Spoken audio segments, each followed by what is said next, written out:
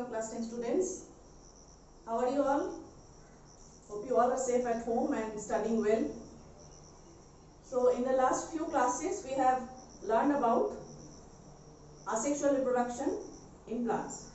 The different modes of asexual reproduction we have read already, and we know the different parts of flower. This week we are going to continue with sexual reproduction in plants. So we see different types of flowers around us, different types of plants around us, okay, like hibiscus, rose. So there are different colorful flowers around us. As you know, these bright colors of the petals help in the process of pollination, right? Pollination is a very important part of sexual reproduction, where pollen grains are transferred from one flower to the other flower, and if it is the same type, then sexual reproduction would be successful. Okay, so we already know the different parts of a typical bisexual flower. A bisexual flower consists of all the four parts or four different folds of a flower, right? Whereas an unisexual flower lack one of the reproductive part. So in the process of sexual reproduction in plants, it starts from pollination. Now let us see what are pollen grains and what is their importance. Here we can see the detailed structure of a stamen. This tip portion is known as anther, right? So anther is the structure within which pollen grains, that is male gametes, are produced. So pollens are basically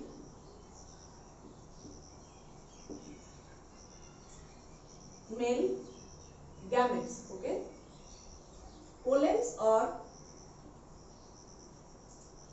pollen grains are male gametes. So inside the anther we can see there are many chambers. It is a section of anther, okay? If we make a section, that is transverse section, then from the tip portion, from the top view, we can see the different chambers of the anther. Inside anther there are pollen grains which are male gametes. So when the anther bursts open, when the anther gets matured and bursts open, then pollens are released. Okay, pollens are released, and there are many agents of pollination through which pollination process is done. So pollens are the male gametes. And so which are the female gametes? In the female reproductive structure, as you already know the different names of the different parts, still let us revise once. In the female reproductive part of a flower, which is usually centrally located in the flower, in the central part, there are ovules inside.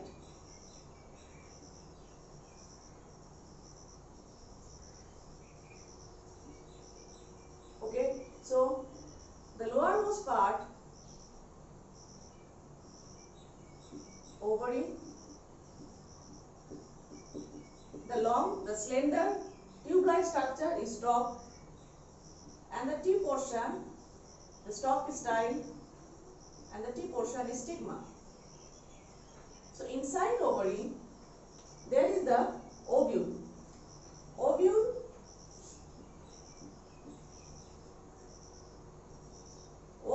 is the female gamete.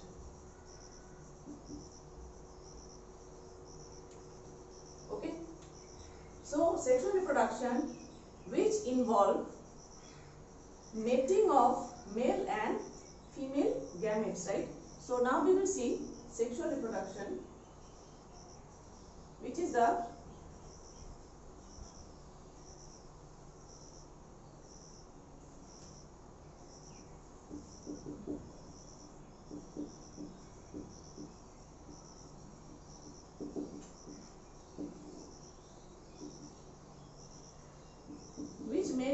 called fertilization.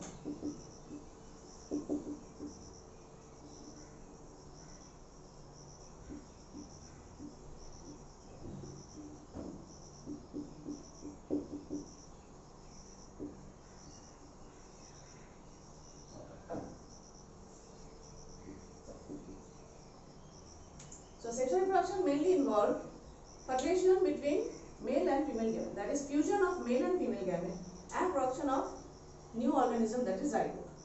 So now we will learn about the process of fertilization in a bisexual plant.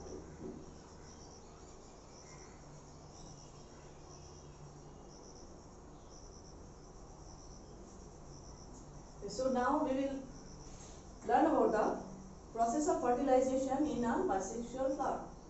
So flowers may be of either unisexual or bisexual. In an unisexual flower, there is presence of either male reproductive part or female reproductive part. But in a bisexual flower like we discussed, it has both male and female reproductive part. So fertilization starts after pollen grains land on the stigma head of carpel. So if the stigma head is suitable, that is of the same kind, then the pollen grain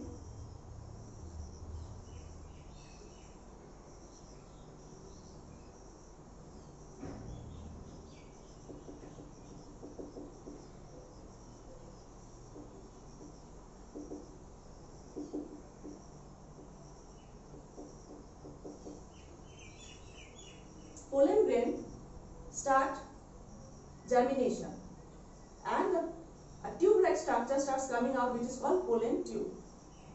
So aim of this pollen tube is to reach the germ cell, okay, to reach the male germ cell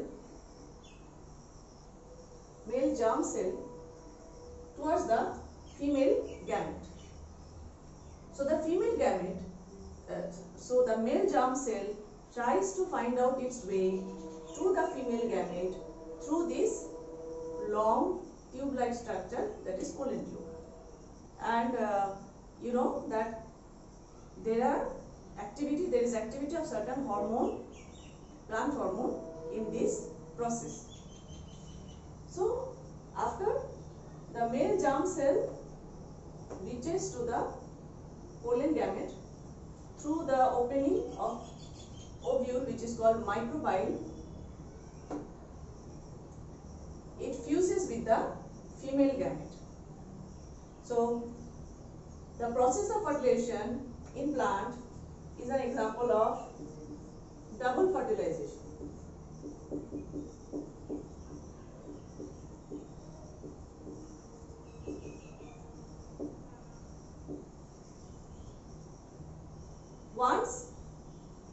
So there are two nucleus of the male germ cells.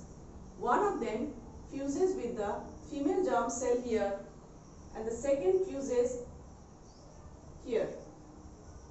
Therefore, there are two times fusion simultaneously at the same time. Therefore, fertilization in plant is known as double fertilization. After fertilization, after fertilization is complete, ovary slowly changes into the fruit.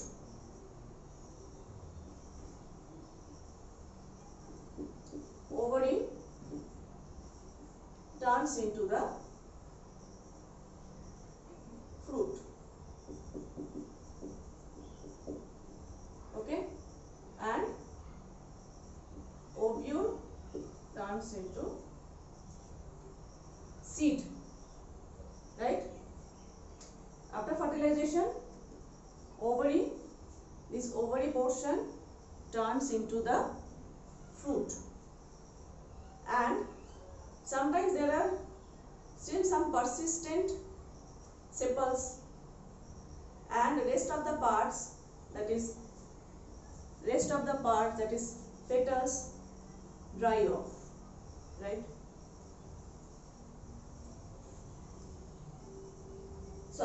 fertilization, the structure formed is zygote. This zygote divides several times to form an embryo within the ovule.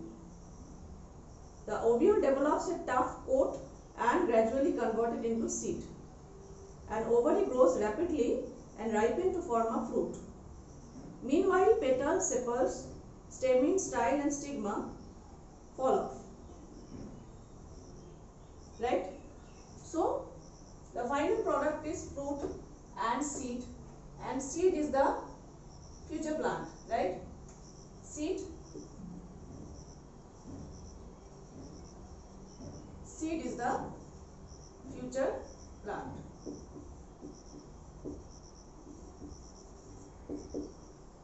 So that is how sexual reproduction is completed in plants. So you are advised to read this part, draw the necessary diagrams, start reading from today. Please post your doubts in the comment section. Thank you all. Meet you in the next class.